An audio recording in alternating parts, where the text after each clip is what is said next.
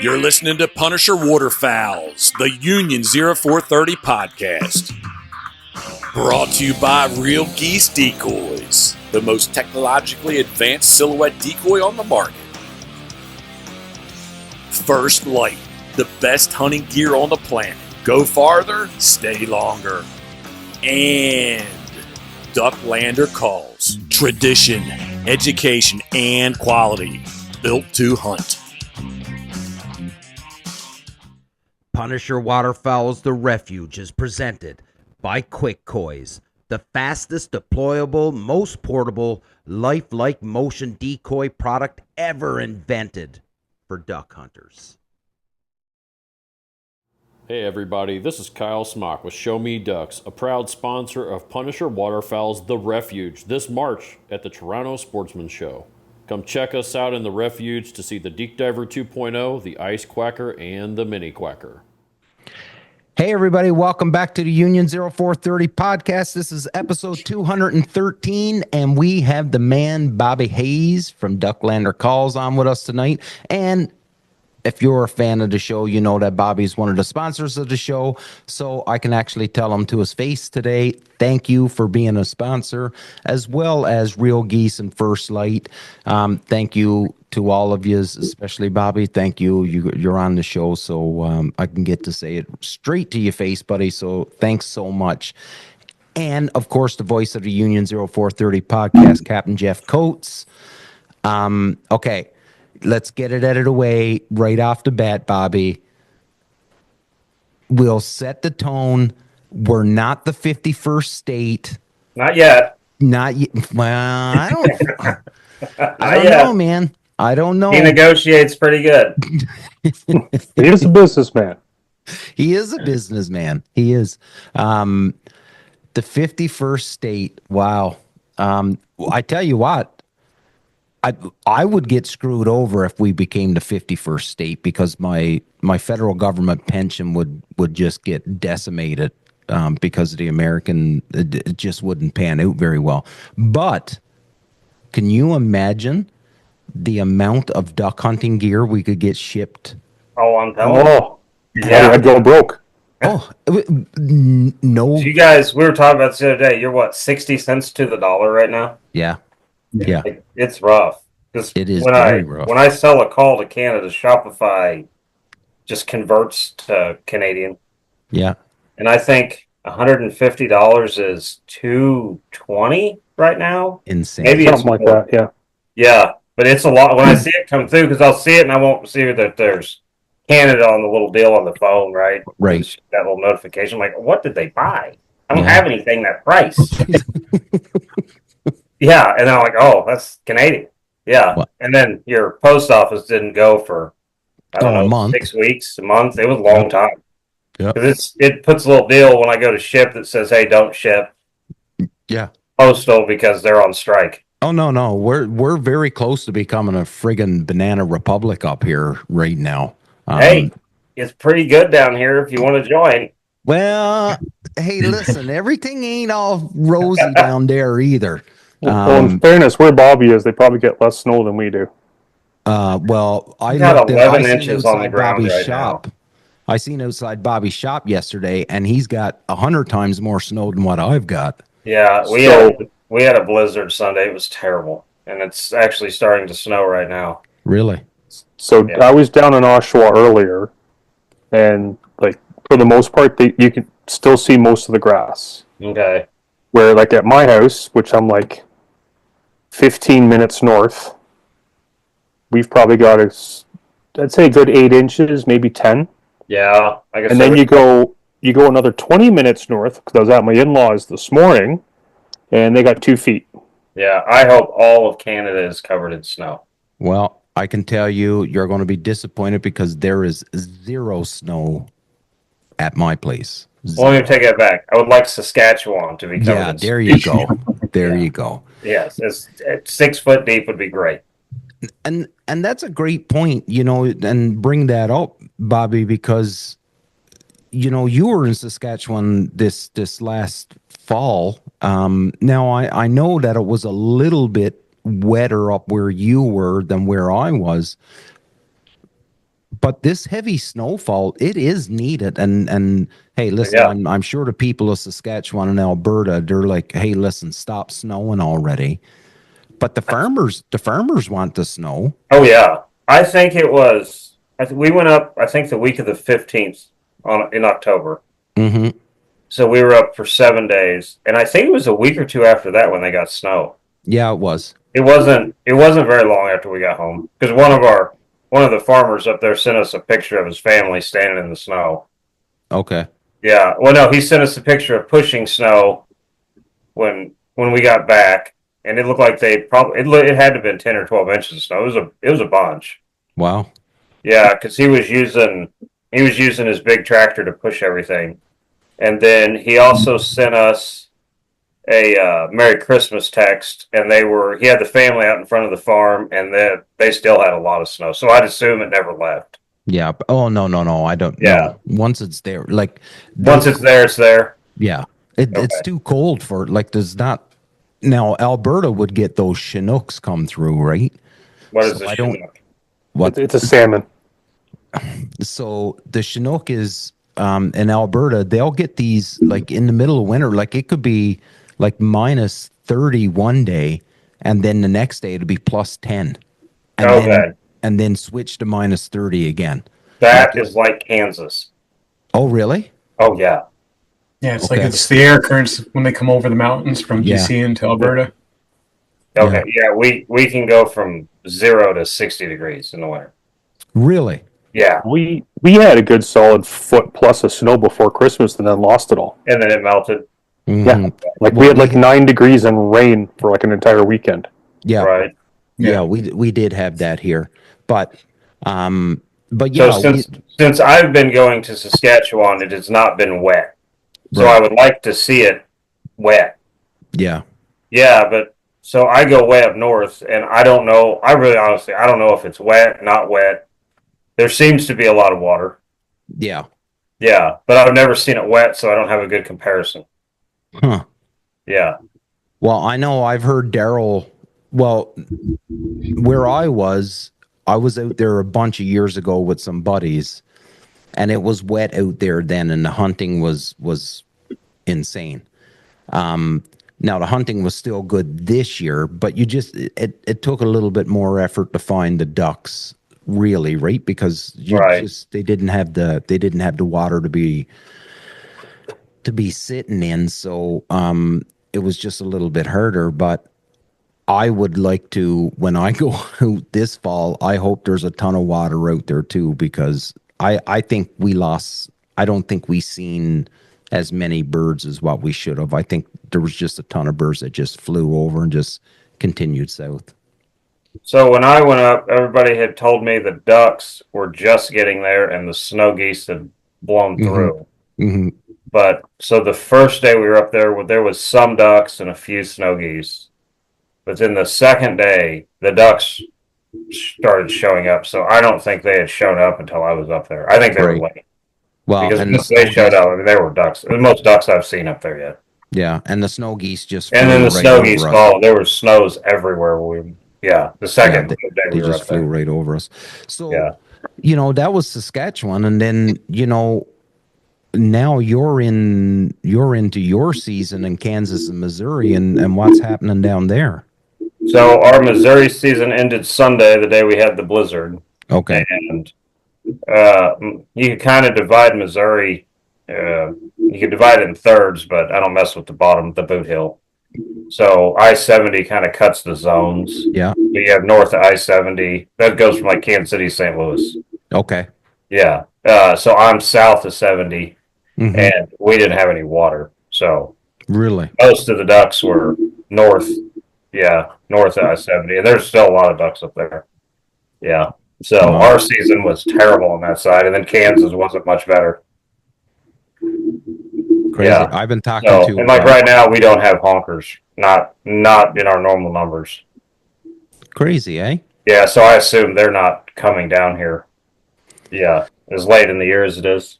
I mean, there's some, but not like huge amounts of them like normal. like Craig and Phil, like what are you guys hearing just from your friends, like across the country, like across Canada into the US, the whole bit? Like it seems, and this is just me, but it seems like the weather is affecting the birds a little bit more and more every year. Like I know the weather always affected them, but it just seems like it's having a bigger effect the last couple years than normal. I can honestly say, like this winter, night and day difference between last winter. Yeah. Like last year, I was still hunting puddles middle of December. Right. Like still doing small water pond shoots and stuff for mallards. Whereas this year it was like what early December or so, like froze out. Yeah. And it wasn't like it was froze and then came back and it froze and came back. Like no, it was one and done. Oh darn! Overnight, 2 inches of ice and you're done. I think just that ongoing from the last couple of years, there's just no predictability whatsoever. Yeah. Like, the days it's like, okay, the birds should be moving through, and then you don't see anything, or it's just you can't figure out what's going on.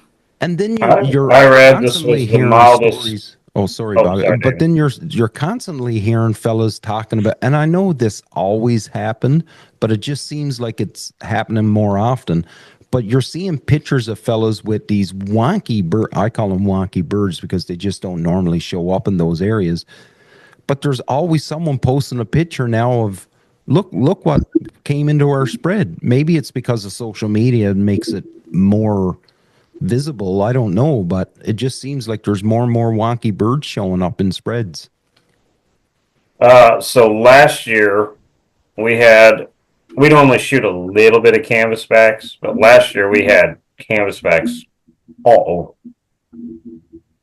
which is not a normal thing. Like I said, we get canvasbacks, but not like you'll see 4 on a pond, maybe 5 on a pond, right?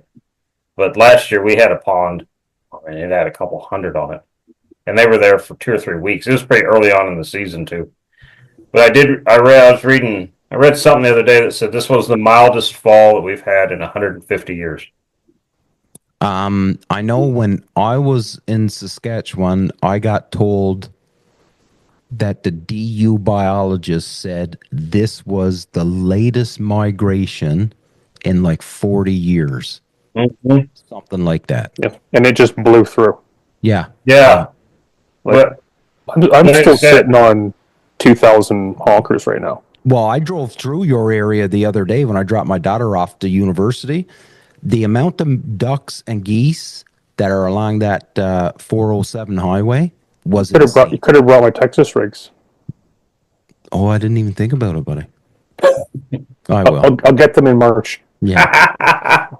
Didn't even think about that. All good. Everybody has something they got to send him. Oh, right. My wife's gonna lose her shit one day. There's just gonna be like a whole pile of boxes at the front door. It's like it's from a movie. And it's like, what are all these? They're all fucking labeled to you. Yeah. Yeah, you know what I'm talking about. I did want to change it up a little bit, Bobby. I was talking to a friend of mine. He's the Shane Foreman, and he's a duck hunter and goose hunter and a client from up in Saskatchewan, and he was just, we were chatting about the show and stuff, and I said, well, Bobby Hayes is coming on the show tonight, and I said, did you have a question that you wanted me to ask on your behalf? And he's a pretty serious duck hunter. They've got a pretty tight duck club that he's a part of in the whole bit. But the question he wanted me to ask you was, what do you think is a reasonable amount of time for someone to expect to be a good caller, with practice? Does that make sense, that question, the way I worded it? Yeah. Define good caller. Well, he said someone that is not embarrassingly bad. Okay. Yeah. So see, that varies a lot because, like, man, I've had guys, like, you show them how to run a call and they'll pick it up in one night. Right. And then, man, you have other people and it takes them a year to figure something out. I would say on average, if you have a little instruction and you're actually running the call every day, Yeah. 10, 15 minutes, just enough that you're doing it every day, Mm-hmm. you should be fairly adept at it in a few months. Yeah. Yeah. Yeah. I mean, after you get a few parts of it down, the rest of it kind of falls together. So, But I've had other guys that have been in classes for 2 years, and not just with me giving them instructions, multiple people. Yeah, and they never picked it up. But it's also like you can't just go to the class and learn either, right? Like you said, 10, 15 minutes every day. Like it's got to be a constant thing. The thing with teaching somebody how to run a call, it doesn't matter if it's a duck call or a spec call, it doesn't matter, it's any call. You can't really tell them how to do it. You can just kind of direct them to a mechanic and a feeling. And they've got to run the call enough that they can experience it. Yeah. Yeah. So I've never learned a musical instrument, but I'm going to assume it's very similar. Yeah, I think you need to have an idea of what it sounds like, and I don't mean that in, you need to be able to recognize this is what a duck is and this is what a goose is, but you have to be able to hear the differences in the tone and that stuff, right? Dude, that's the best thing about in-person calling lessons is I can make a sound and then they can try to make the sound, because it's really hard to remember the sound in your head. That's right. That's one of the hardest parts of it, is just remembering the sound you're supposed to actually make. Yeah. So if you can keep making the sound at somebody, they can keep trying to make it. But I mean, pretty much, you're mostly just telling somebody, like, this is the positions of what your tongue's going to do, and this is the movement of it, and then they're just trying to catch the feeling of it happening and hear it, make the right sound, and then once you catch that feeling, then you can start repeating it. So like you brought up the point about a musical instrument, right? So I fool around with a guitar. I'm not a really good guitar player. So I have buddies that can tune their guitar by just listening. I had to use an electronic tuner in order to tune my guitar, because they hear the tones a lot different than what I do. Right. And I would think that if you're able to hear those tones in a duck call, you'd be, if that's how you register it, you'd be a much better duck caller than I would, because I would have to sit across from you, Bobby, and try to emulate your sounds. That's what I said. That's the best part about it. If you're actually in person with somebody, teach them, they can hear it over and over again, and to try to mimic it. But I know, like, we were out in Saskatchewan, and I'm a horrible goose caller. I'm not a great duck caller, but I was a horrible goose caller. And I'm sitting with Daryl and Emily one day, and they're trying, like, and God bless them, like, they're trying to get me to just be able to break the reed and sound like a goose. And for the life of me, I could not make it work. I could not. And Daryl's just, he's like, with his hands on his head, and he was like, I can't understand why you can't do this. Like, I don't know why. And you know what? Honest to God, this was, and I guess it was by accident that I done it, but I went like this. Like I closed, like I used my jaw. Right. And I used my jaw to push my tongue to the roof of my mouth. Right. And that did it. So I have taught so many people how to blow a duck and goose call, right? Yeah. And what you end up doing after you've done this, like with enough people, you hear a lot of mistakes, right? Yep. But you hear mistakes and you're like, oh, but that's the sound. Right. Right? So, like, when I teach somebody to just break a short reed over, right? We teach just how to make it buzz, so no break, and then you teach how to break it, And that's like the hard part for most people, right? But typically, what they'll do is when they try to break it, they'll get the buzz. So you just have to be able to like, okay, so you feel the buzz and you heard the buzz, and like that's where you start. Yeah, so like if I get somebody that can't get the buzz out, then I tell them, well, try to break the call, and then it'll sound kazoo to buzz, but they didn't break it. Yeah. But yeah, there's just little. So like that's kind of the hard part when you don't know how to do it. It's just where, and most people will pick up a call and they'll put just a little bit of air through it. Mm-hmm. Yeah, and it'll be short. Like they won't just continue to make sound. Mm-hmm. So like one of the hardest things on teaching somebody to call is just make a lot of noise. Like you just got to not worry about the noise you're making. Like you're just trying to get somewhere. Yeah. So it's hard to get somebody just to continually make terrible noise until it gets to a good noise. Yeah, and I think that's the trick, right? Like, well, it's embarrassing, right? Well, it's embarrassing, so that's why you do it in your basement or in your garage or in your backyard or something like that. But for me, like Daryl and Emily they're telling me and they're trying to explain it, and it was really Emily that taught me exactly what to do, because Daryl couldn't put it to words what he was trying to say. But it was by accident because I just kept making noise, and then that's the hardest part, is just getting somebody just to continually make noise. Yeah. Instead of just going, because you can't change anything doing that. Now, the thing I've got to do is I've got to figure out how to be able to make a run, because I run out of breath, but that's just going to be more practice. Okay, so this will blow your mind. A duck call, a spec call, and a honker call all work off the same air. They all operate the same way. They all work off of air pressure. So like if I get somebody that can't make air pressure into a duck call, I teach them either on a goose call or a spec call. Especially a spec call, because you can't run it without air pressure. That call makes you make air pressure, right? But a lot of times, like when you're messing with a goose call and you're like, oh my gosh, this takes so much air. After you figure out how to do it correctly, you'll like, this takes no air. Yeah.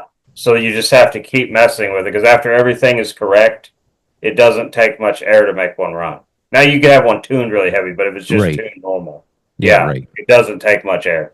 Okay. Yeah. Craig, Phil, I know you're sitting here just letting me and Bobby just go, but jump in wherever, and I know you guys know it, but I can talk. So what's hard is learning how to work a diaphragm for turkey. Yeah. Oh. And not choking to death. You gotta get over that gag reflex on that. But honestly, that doesn't work a lot different than a duck or goose call does. Like one of my long time friends, Andrew, we started turkey hunting together. Like we shot our very first turkeys same time. Right. Paired dumb old Jakes. But we were just happier than a pig in shit that day. Like we're getting all ramped up to like hunt turkey and like trying these diaphragms, and he got it like a little bit before I did. Right. And like he's trying to explain it, and I'm like chewing on the damn thing, blowing it's flying out of my mouth. So I don't turkey hunt, but I love to riding a bike. It's like riding a bike. The second you figure it out, like I can make all kinds of ridiculous I can gobble with a diaphragm. Yeah. Like I don't turkey hunt, but I like to run a diaphragm call. I run around the shop all the time doing it. Turkey hunting is so much fun. Yeah, but I don't turkey hunt. You should. But I like the call. Yeah. So. Well, yeah. It's not that than blowing just a regular call. Yeah. I've never been much of a caller, so I'm just as you guys are talking about it, I'm just listening to what Bobby's got to say. Well, but this is your opportunity, Craig, like to start. Well, get some calls around your neck and start making noise. The hardest thing for most everybody to learn is how to make air pressure. Air pressure makes the call work. So that's you always hear you want to blow hot air, fog a mirror. What they're actually saying is you want air pressure. So you want the air out of your lungs to hit the reed, not the air out of your mouth. Mhm. The air in your mouth has nothing to do with calling. So like a good thing to imagine would be your lungs and then your esophagus. You just don't want your mouth in the mix. Your tongue just meters the notes, right? It's just on and off. So you just want the air straight out of your lungs to go into the call. I remember when I started as a kid, that was what I was always doing, is pushing it out of my mouth. And then wasn't that long ago. It was a bunch of years ago when I finally realized to push up from your diaphragm and that, right? So yeah, big difference. Yeah, that's the hardest thing for 99% of people to learn, is to just put the air out of their lungs into the call. Because it's trippy, because whenever you make any note, it doesn't matter if it's the softest sound on a duck call or a goose call or the loudest sound, the amount you push on your lungs and the air pressure stays the same. The volume is just how much air comes out, but the air pressure is always constant. So that's the hardest thing for about most everybody to learn. So I show air pressure. I'll tell a person to take a duck call or goose call and plug the end of it up so no sound can come out, and then blow it without puffing your cheeks. You feel your diaphragm tighten and your lungs push on it. So now you made pressure in the call, but there's no sound. So now the call's pressurized. That's air pressure. It should feel like that anytime you run anything. Yeah. Even if you're on your diaphragm call, you're still pushing on your diaphragm and on your lungs to make a sound. Yeah. No, it makes sense. I like this. I like it when it's explained, because I think you are the very first person I've ever heard include the esophagus in explaining how to use a duck call. Well, it's part of it. It's all, yeah. I get it. Yeah. But I've always heard, just fog the window or hoot or whatever it is, there's always these little things that people say. So they say fog a mirror, which is right. Yeah. You can't say that word and tighten your throat. So if you and fog a mirror, you are opening your throat up to let the air out of your lungs. Yeah. Yeah. So that's, like I said, you just have to say it in a way somebody can get a picture of what's going on. Yeah, and I think that's the trick, right? Like for you, where you have people coming into your shop and you can actually see what they're doing. I know I've Rusty Heron and fellows that I've talked to, like they say all the time, like if I can see you and see what you're doing with your hands and watch your what's going on, then I can tell you what you're doing wrong. But if you're just sending me a sound file, it's really hard because I can't tell what's going on. Yeah. You could almost teach somebody with a video without hearing them more than you could teach them with sound without seeing them. Yeah, that would make sense. That would make sense. Yeah, because you can tell when somebody's throat gets tight. You can tell when somebody puffs their cheeks. You can, almost anybody that knows how to run a call, before they run it, you're going to see them pick up their chest. Yeah, because they got to fill everything with air. You blow from your belt, not your mouth. Yeah, so if you see somebody pick up a call and do this, they're not good. It's just not going to run well. Yeah.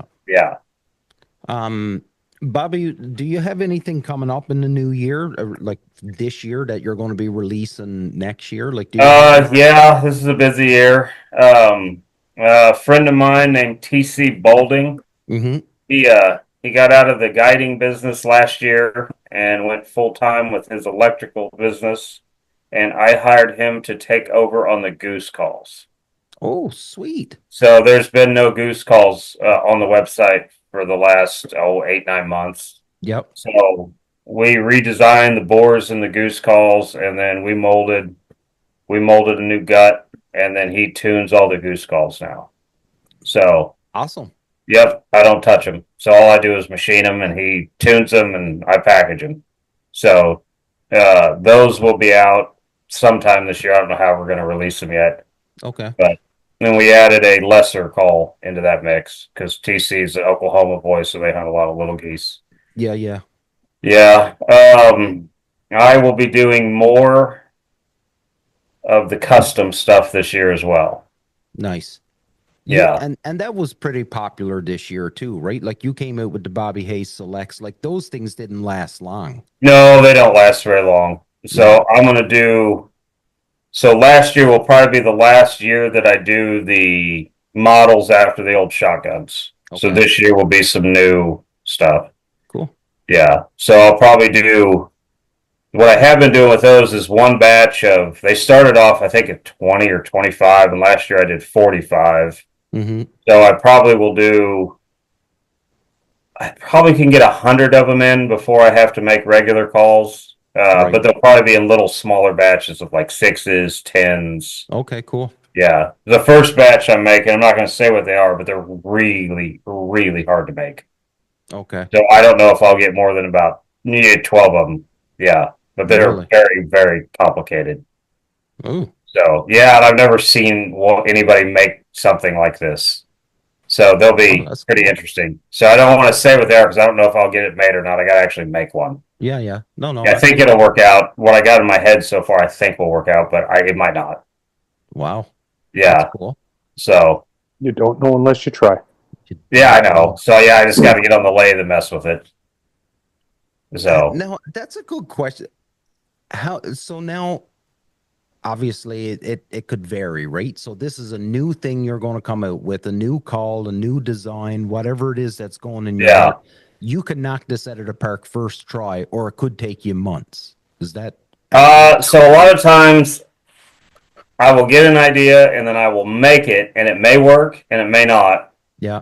A lot of times, if it doesn't work right off the bat, I will just set it off to the side, and I'll go mess with something else. Mm-hmm. And as I make other stuff, I'll go, oh, that would work for that. Right. Right. And it'll fix itself over time. Oh, cool. Yeah. So a lot of times that's how I end up doing that. Yeah. So I don't necessarily sit there and just beat my brains out trying to figure it out. I'll just go on to something else, and I got boxes of stuff I play with, and like, nope, that didn't work. But then I'll come up with something else, and I'll dig through the box, and I go, oh, but that would make that work. Huh. Yeah. That's cool. I don't sketch calls. I don't do any of that. I just have it in my head and turn it. Right. Right. Yeah. Cool. So I don't draw good enough to sketch a duck call. And what else? Like that's not my skill. And then what else? Like, I don't want to say marketing wise, but I know you do the tribe, you do that newsletter, you were doing a little bit of a podcast yourself with you, and I haven't done a podcast in a long time. Okay. Yeah, that I haven't. I don't remember the last one. Yeah, but I don't know. Probably last only spring. so many hours in the day as well, too. Yeah, I know it. So I don't know. I don't know if I'll podcast this year or not. Yeah, maybe. We did a lot of photography this season. I should be doing more, but I don't know if I'll get much goose hunting in now. Wow. So I'm still trying to decide what I want social to look like this year. Yeah. Yeah. So I'm not that I got to sit down and think about real hard over the next 3-4 weeks. Gotcha. Because it's about time to start posting. I haven't done it yet, and I will, because I just really noticed it the other day that the episode with Bill and the grind got released, and I haven't watched that episode yet where they came up and hung out with you. Yeah. You know, you've known Bill for a long time, and you run Dakota Decoys and Lucky Duck and the whole bit. This wasn't the first time that Bill's come up and hung out with you. No. Okay. No. I've known Bill since... I made it. What's that? I don't know. I thought... Yeah. Yeah, no, I've known Bill since 2007. Yeah. Okay. Yeah, I don't know. I mean, we've hunted a lot together. Okay. Yeah, it's the first time he's brought the grind up to film. Okay. Yeah. Oh, gosh, no, we've fun hunted together for years. Okay. Yeah. Cool. So, and then Lucky Duck has not been up this year, but I really haven't had enough to tell anybody to come up to hunt. Yeah, well, yeah. I mean, we shot ducks, but I mean, it's, not nothing anybody should travel to come do. Yeah. Not enough content wise. You know, so this is kind of the thing about, you know, doing photography for social. Most of the time when I hunt, I'm with one other guy, maybe two, right? And they're not photographers. They're just guys I hunt with, right? So it's pretty hard to capture photos as they happen. So a lot of times what I'll do is I was like, okay, so I want a photo of this. So I will set the photo up and take the photo specifically to take that photo. So I look at it as like when you see the photo on, not all the photos are like that, but a lot of my better photographs are, I'm trying to, okay, so what's the image I see in my head of this scene? And then so it's a portrayal of what happened that day is what it is. It's not actually like in the moment. Yeah. So, because a lot of times, like, I'll wait on the light to be right or whatever, and then just take that photo right then. Yeah. So, and basically what I do is most of the time, you remember Kyle? Yep. Yeah, like, Kyle does not know how to set a camera. He's learning, but he doesn't know how to set the camera. So, like, I set the camera, I make Kyle go up and model, and I take the photo, and then he comes back. I'm like, that's what we want to shoot, and then Kyle snaps the photo. Okay. Yeah, because he's like your guinea pig. Yeah, he's not a photographer. Yeah. So, but we've got a good system, like I said, where we set everything up, I put him in as a model, I shoot it, and then I put whoever's going to be in the photo up there, and he can repeat it. And for anybody that don't know Kyle, when Bobby uses the word model, it is not because of his looks. I can tell you that. Yeah. So I'm sure I'll get a text about that when he hears it. But you know, I like to do those big write-ups on social, so you kind of got to have just the right photo to do the write-ups. Yeah. Because sometimes I know the write-up before I have the photo, and then sometimes I have the photo and I think of a write-up, so it kind of, yeah. Yeah, because you never really go on social like I do. I'll go on and put a sentence. You don't. No, I never do that. Yeah. Yeah, the only time I ever do anything like that is, I mean, maybe if I got a call that was out of stock and it was back in stock, I might just say, hey, these are back in stock. Yeah. Yeah. But no, if I do something, it's a write-up. Mm-hmm. Yeah. So, but actually, social seems to be a little more normal now. It do, don't it? Doesn't it? Yeah. It seems to be less restricted. Yeah. Well. Yeah, I don't know if that's just me. No. So this is a couple things that I've been reading about, and this could go down a really crazy tangent. But so, especially in the United States, I'm reading that most of these companies, and we just seen Zuckerberg just do it with Facebook. So yeah, I haven't read that yet. I didn't know what he was talking about. So he's pretty much getting rid of these, these community guidelines people. So yes, they're done. They're no more longer hired by him, right? So right. So one of the articles is there's some pretty crazy upheaval at Meta headquarters right now, because I didn't know this, but you could not say LGBTQ was a mental illness. You couldn't say these people are nuts. Because you couldn't say it because they would flag that and remove the comment. Well, right. You can say that now. And, right. And so Zuckerberg is allowing a bunch of stuff to happen now, right? Okay. Man, how many of you get on Twitter, X? I don't know what you call it. X. I'm on X every day. Okay, I get on X every day. That's where I get news from. Yeah, me too. I don't know where else you get it from right now, right? Besides podcasts, besides Rogan. But anyway, I love that deal they got where underneath, if it's something that's fake, people will say, hey, this is fake, and this is the link to what this actually is. Yeah. I think that is great. No, it is. And I like I think that's what they're going to be doing with with Facebook now too, the community notes or whatever it's called. Is that what that's called? I think that's the greatest thing that's come out, because you'll see something, you're like, well, that can't be real. Then you go down, you're like, yep, this guy posted, yeah, that's from this video and this context, and it's nothing to do with what they're saying. Yeah. But imagine that the market regulates it, right? Well, and then so what I was leading into with that, where you said social is getting, back to being normal, from what I'm reading, the majority of major corporations in the States, they're getting rid of that DEI. Oh, like that department is being just, that's what, no longer needed. You're done. You're out. one of the top 10 great things from how the election went is as soon as he said he won, yeah, they're dumping that crap. I'll give you a good story. So my daughter is in first year university, right? And so a product of this whole woke world and living and going through college and all this. The woke folk. The woke folk.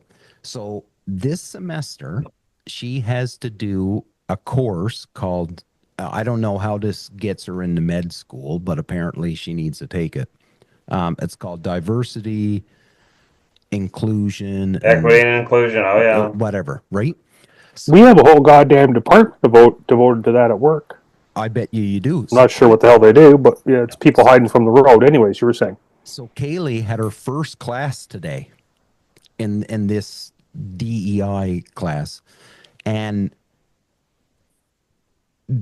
all these kids are sitting around, not all of them, but the group that she's sitting around, they're like, this is the stupidest class that, like, this is a total waste of time. And the question gets posed to her. Actually, the professor asks her and says, do you know the difference between gender and sex? And Kaylee goes, there is no difference between gender and sex. Proper answer. Well, that's the wrong answer.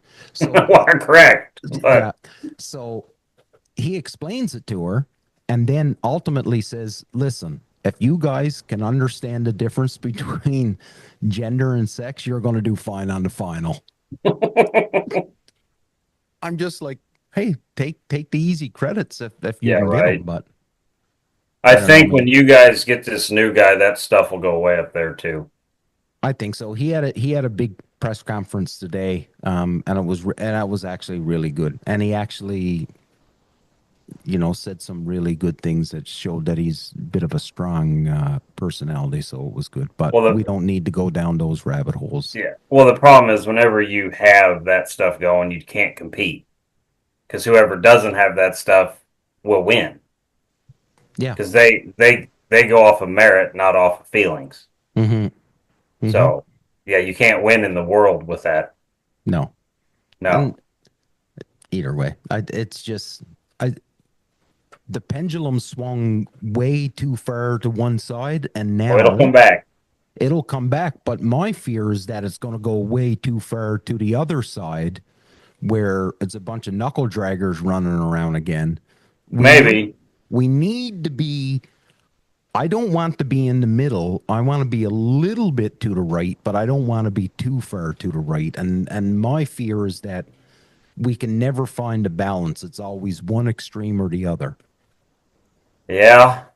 Well, we went from Joe Biden to Trump. I mean, it's a pretty big swing. It is a big swing. It's a big swing. We're going from sock boy to Polyev, so yeah, it's a big swing. That's a big swing as well. Yeah. So I hope they work something out between us so that border is so much easier. I hope so. And I think that's listen, we're just well to stay on this theme for the rest of the show now. We've got like 15 minutes left. I think that's what Trump's goal was in all of this, where he's, saying things about become the 51st state. Listen, first off, he's a businessman. And he's going to say outlandish things, start high, settle low, or settle somewhere in the middle where everybody sort of kind of benefits. And I honestly think that that's what his goal is here. And the whole free trade thing that goes on between Mexico, the United States, and Canada, it is shit, right? Like it's a horrible. Oh, it's terrible. It's a terrible thing.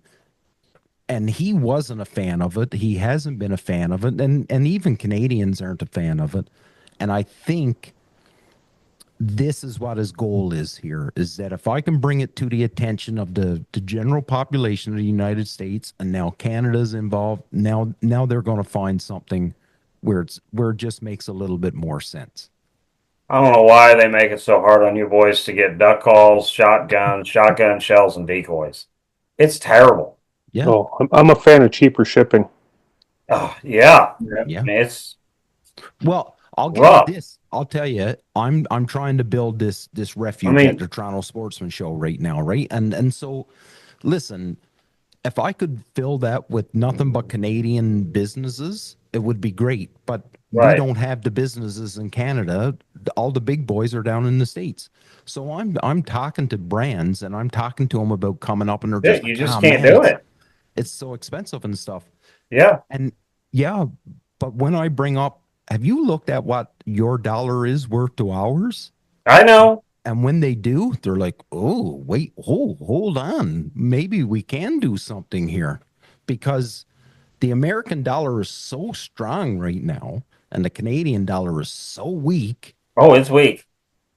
Like, can you imagine coming up here for a vacation and just be like, man, this is like rain. Let's just make it rain. They act like it would end the country if you boys could just get duck calls at regular prices. It is like the biggest crime in the world. I know. Yeah.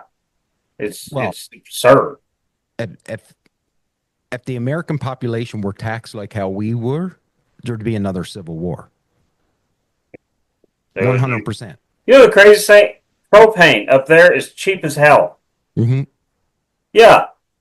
We were eating dinner and up there with one of the farmers, and I think he said he pays 60 cents a gallon. Yeah, maybe propane here is $2.20, $2.50 a gallon. Really?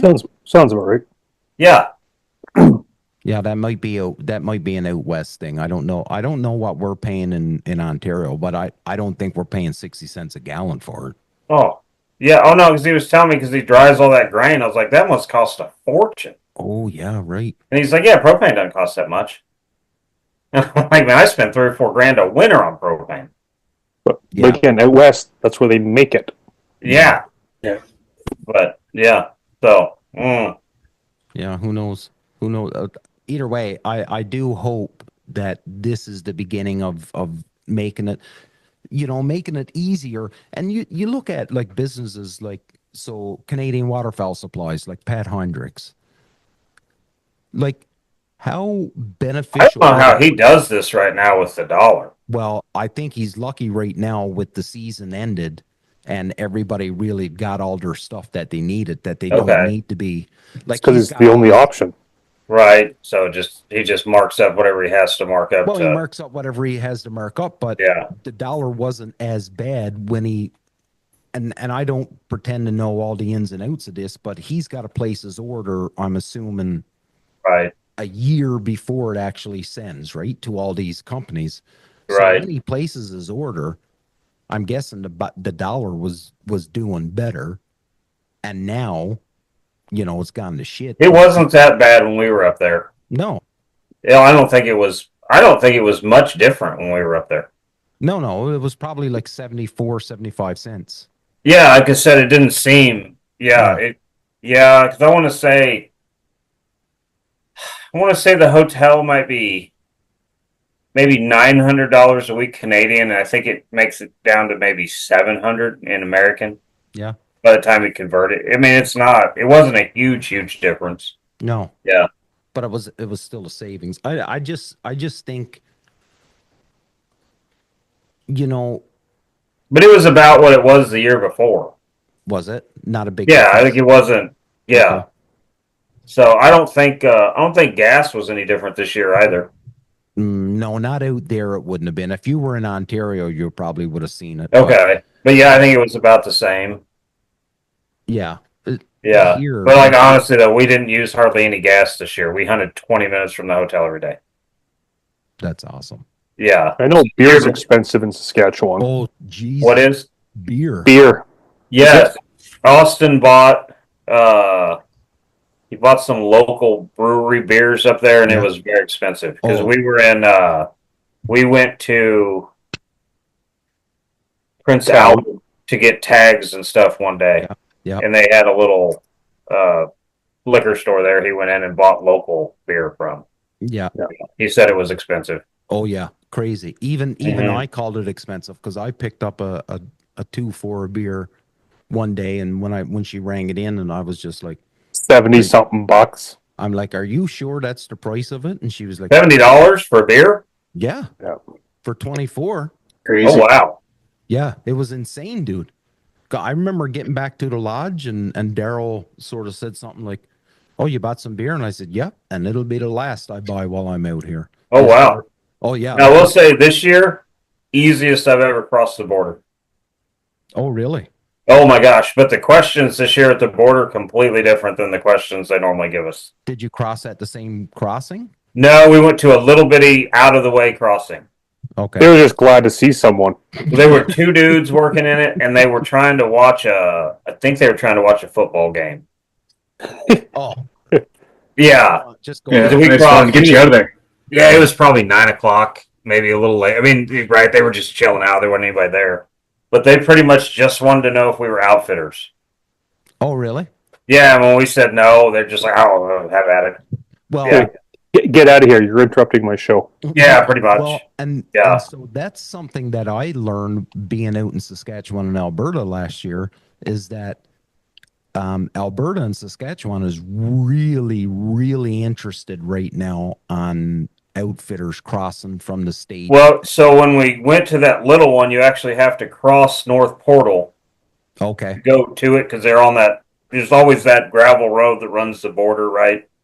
And there was 2 or 3 of them at North Portal. They were taking the whole trailer apart. Oh yeah.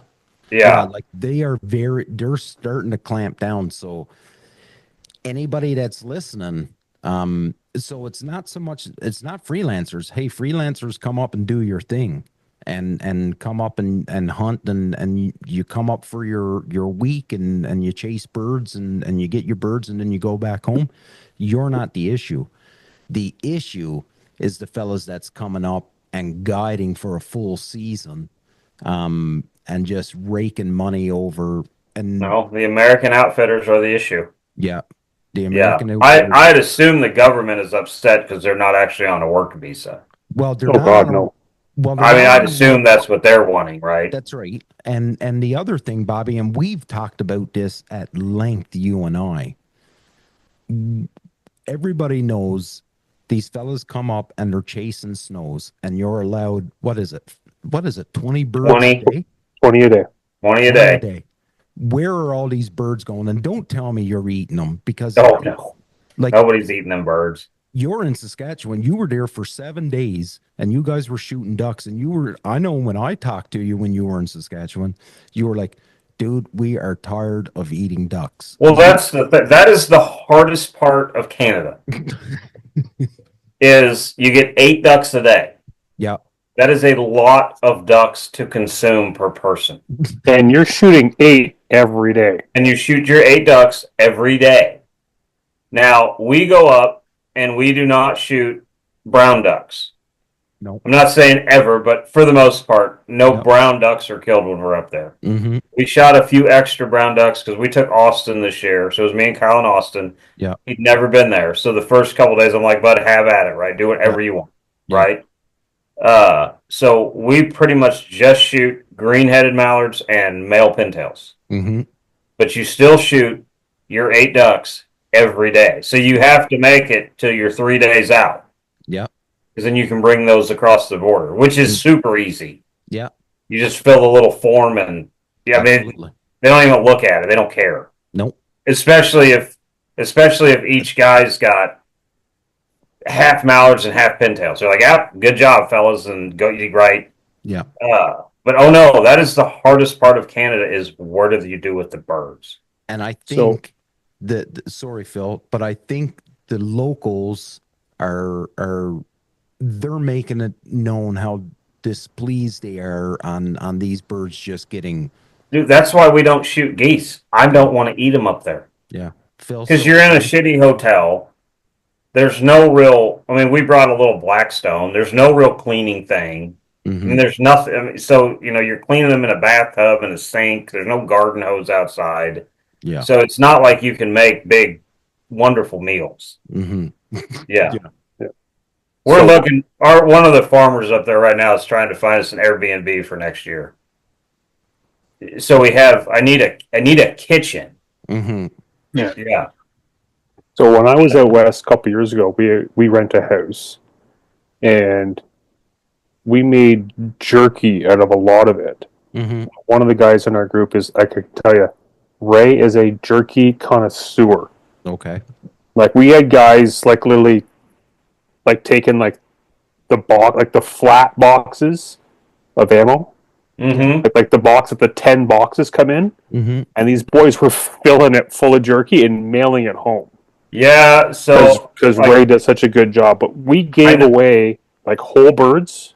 Mm-hmm. Like we'd go out for an absolute banger, talk to the farmer here, like before the hunt, like, hey, like, you interested in some meat and stuff? Oh yeah, we'll take a couple birds. I remember one day we went by this one guy's place, and he's like, yeah, whatever you want to get rid of. We literally dropped 20 whole snows in his driveway. Thought he won the lottery. Right. Other people, we were giving them bags of breasts that are being cleaned out, washed, the whole nine. But we had zero issues getting rid of meat. Yeah, see, I have not found anybody up there that wants it. No, so everybody that I talked to, they would take jerky, but right? They won't take meat. They won't take birds. Yeah. No, not a chance. They don't want to. But if it's jerky, they'll. Oh yeah, keep bringing the jerky. So no, I don't know. But like I said, I am not cleaning 60 snow geese every day. 60. Yeah, I have zero. One day we killed like 150 something. You need to find what you guys need to do, Bobby. If you don't get that Airbnb, is you got to find a young Hutterite and just hire him and say, yeah, right. Hey, listen, I'll just flip you some money. You clean the birds for me. They'll do it, and then right. Well, see, that's some of the problem too, because we're picky, so we're only up there to shoot. Yeah. So you might shoot 4 ducks in the morning and then go back and shoot 4 ducks in the evening. Mm-hmm. Well, you can hunt till freaking after dark out there. Mm-hmm.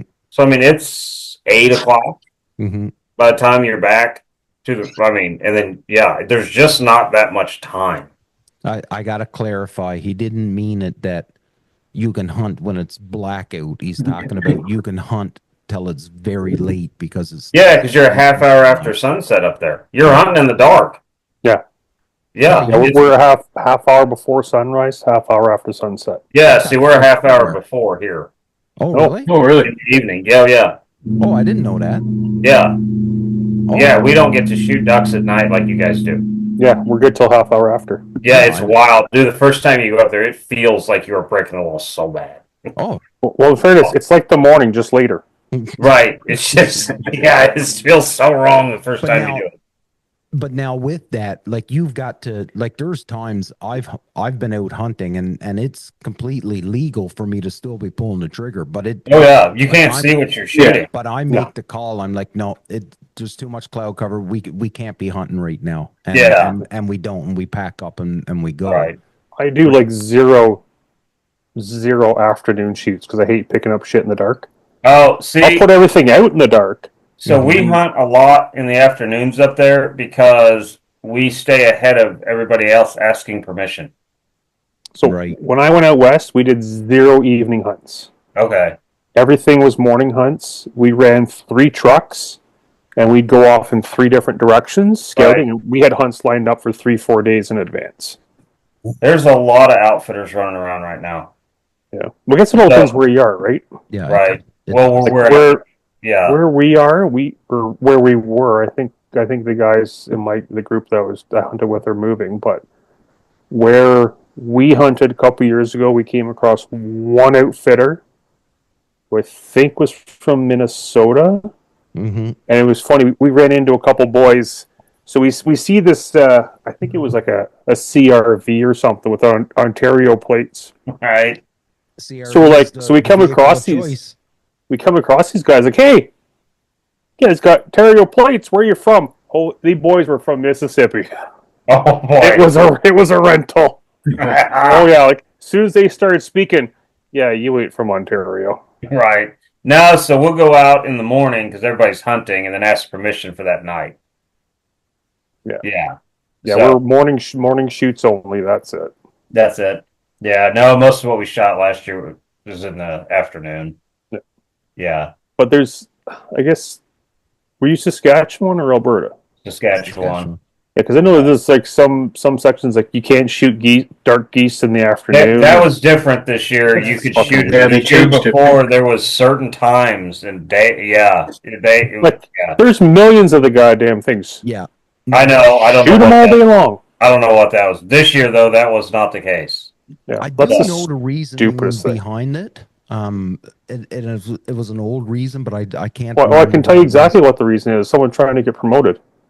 Yeah, right. Yeah, probably. Yeah, I'm with you. I'm like, I don't know what this matters. But they did change that, and for the outfitters, that was a game changer, right? Because it's much harder to shoot your geese in the morning. So, as an outfitter, yeah, because I think it was in the morning, wasn't it, Damien? You could only shoot the geese in the morning. Yeah, that's right. On certain days, right? No, every day. Every day, okay. Every day. But it was in the morning you could shoot darks. Yeah, it was only days that ended in Y.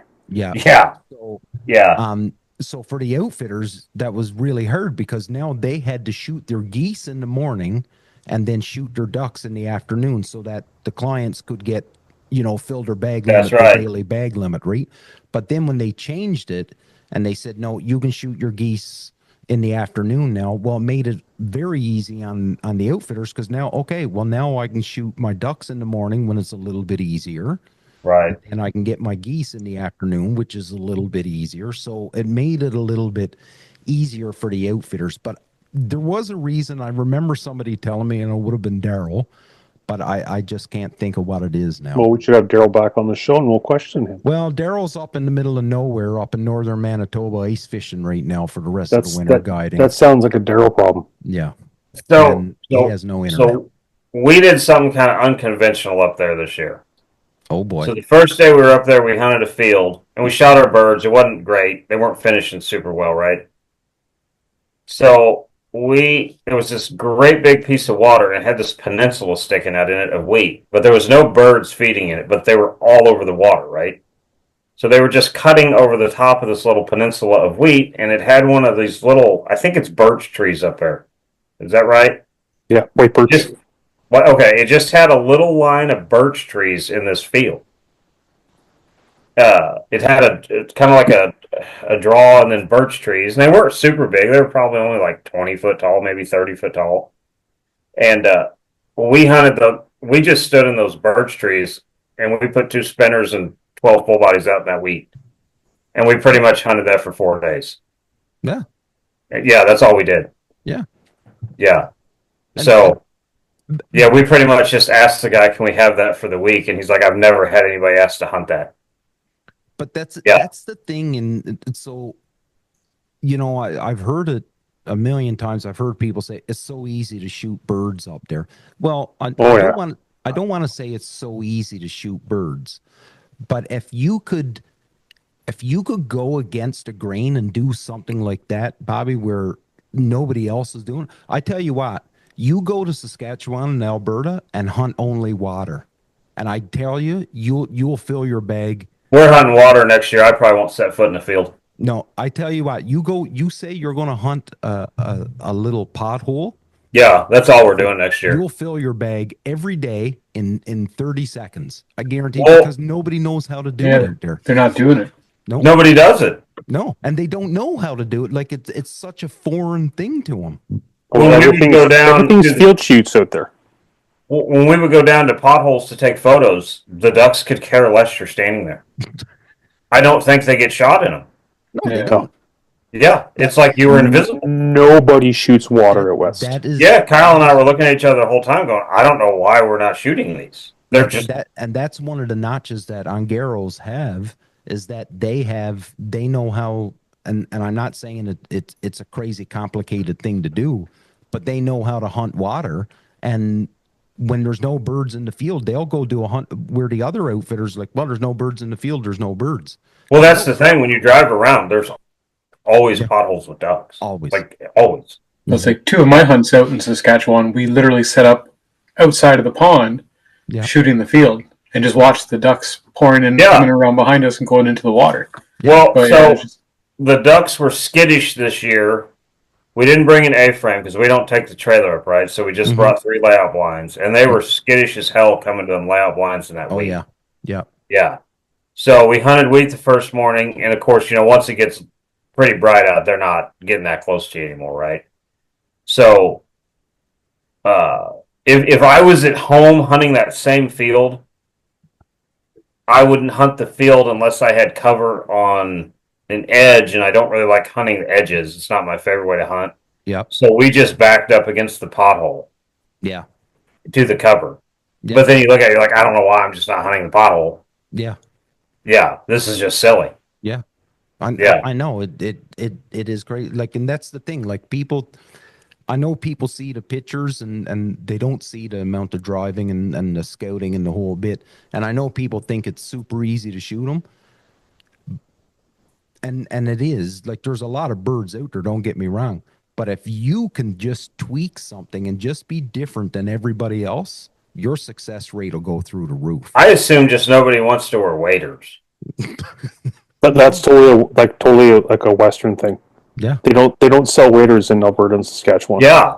I will wade that pothole all day. Oh, like I remember I could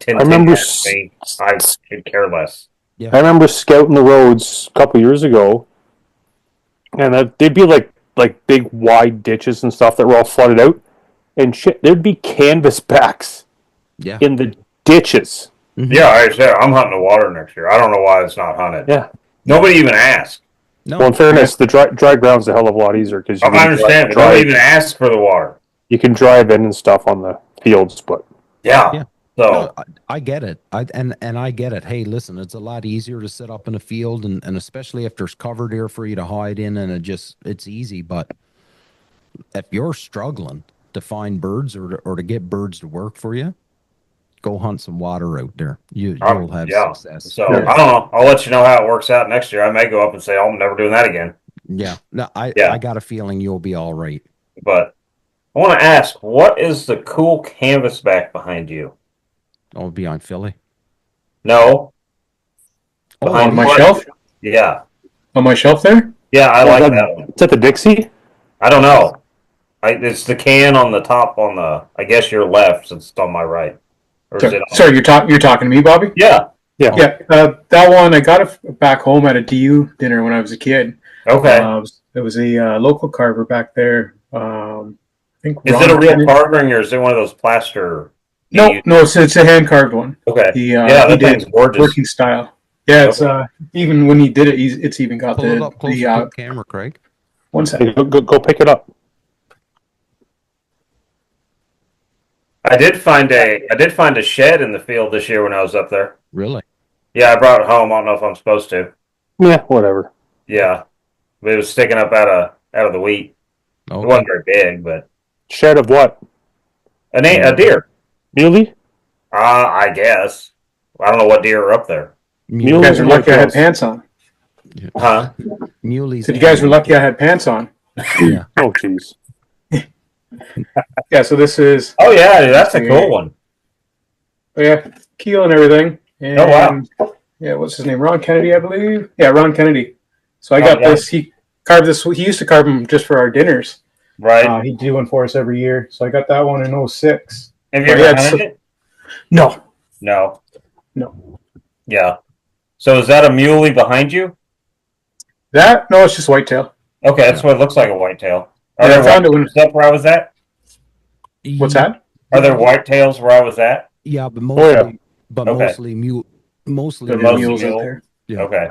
I think there's some huge whitetails in Saskatchewan. Okay. I know they hunt deer up there, but I figured it'd be like in the forest. No, like they'll be out like when I was up there a couple years ago, like we'd see muleys like out in the middle of like the fields. Okay. We've seen a lot of badgers this year. We'd see pronghorn. Okay. Seen a pile of moose.